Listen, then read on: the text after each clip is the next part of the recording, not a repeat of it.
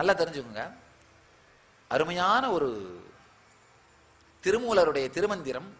மரத்தை மறைத்தது மாமத யானை, மரத்தில் மறைந்தது மாமத யானை, பரத்தை மறைத்தது பார்முதல் பூதம், பரத்தில் மறைந்தது பார்முதல் பூதம். மரத்தை மறைத்தது மாமத யானை, மரத்தில் மறைந்தது மாமத யானை. மரத்தால செஞ்ச ஒரு யானை சிலையை பார்த்தா அது மரம்னு நினைச்சா யானை தெரியாது. அது என்ன மரம், தேக்கா என்ன, அதுல மனம் போகும்.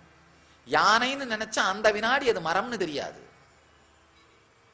மரமா பார்க்கும்போது யானை மறையும், யானையா பார்க்கிற வினாடி மரம் மறைஞ்சிரும். அதே மாதிரி இந்த உலகத்தை பரமா பார்க்கும் பொழுது உலகம் தெரியாது, உலகமா பார்க்கும் பொழுது கடவுள் தெரியாது. பரத்தை மறைத்தது பார்முதல் பூதம், பரத்தில் மறைந்தது பார்முதல் பூதம். அதே மாதிரி நாம அத கல்லா மண்ணா சிலையா பார்த்தா கடவுள் தெரியாது, கடவுளா பார்த்தா அது வெறும் சிலையா தெரியாது. விக்கிரகங்களின் மூலமாக வழிபடுகின்றோம், விக்கிரகங்களை வழிபடவில்லை. இங்க ஆழமான விதர்க்கம் ஏற்பட்டால் அது சிலையாக தெரியாது, இறைவனாகவே தெரியும்.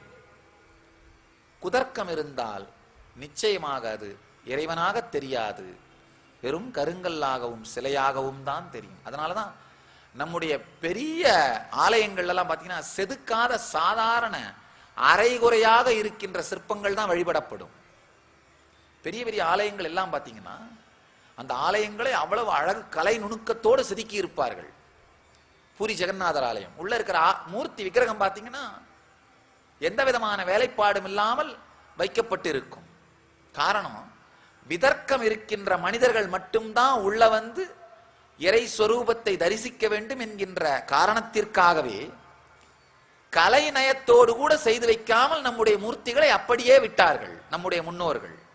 விதர்க்கம் இருந்தா இதுல கடவுளை பாரு, அப்படி இல்லைன்னா உனக்கு எங்கேயும் கடவுளை பார்க்க முடியாது போ, அப்படிங்கிறது தான் நம்முடைய முன்னோர்கள் தெளிவாக சொன்னார்கள்.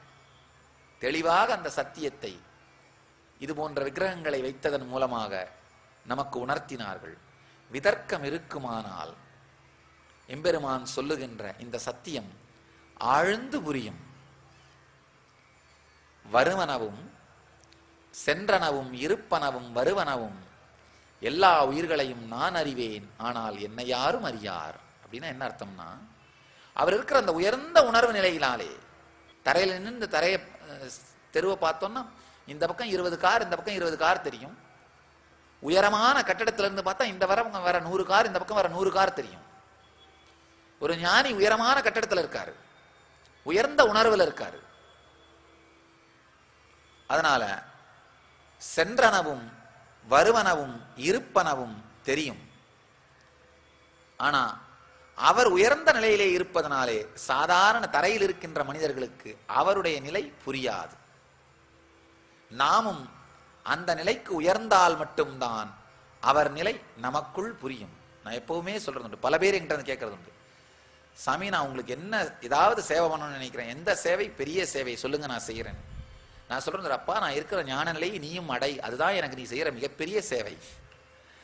அது அடையாதவரை நிச்சயமாக உங்களால் ஒரு ஞான புருஷனை நம்ப முடியாது. தானே அனுபவிக்காதவரை அவர் ஞான நிலையை நம்மால் முழுமையாக நம்ப முடியாது, ஏற்றுக்கொள்ள முடியாது.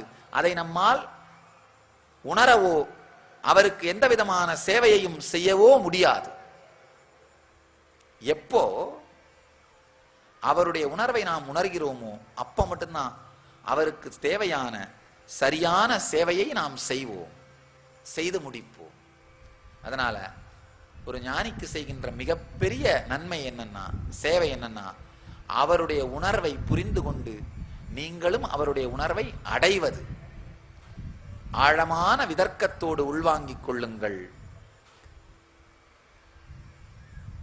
யோகமாயாலே நன்கு மூடப்பட்டுள்ள நான் எல்லோருடைய அறிவுக்கும் எட்டுவதில்லை, பிறவாத அழியாத என்னை இந்த மூட உலகம் அறிகிறதில்லை.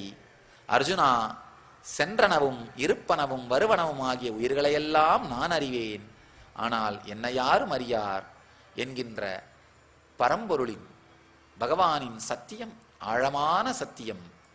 அவருடைய உணர்வில் சென்றால் மட்டும்தான் அவர் சொல்லுகின்ற இந்த சத்தியத்தை புரிந்து கொள்ள முடியும்.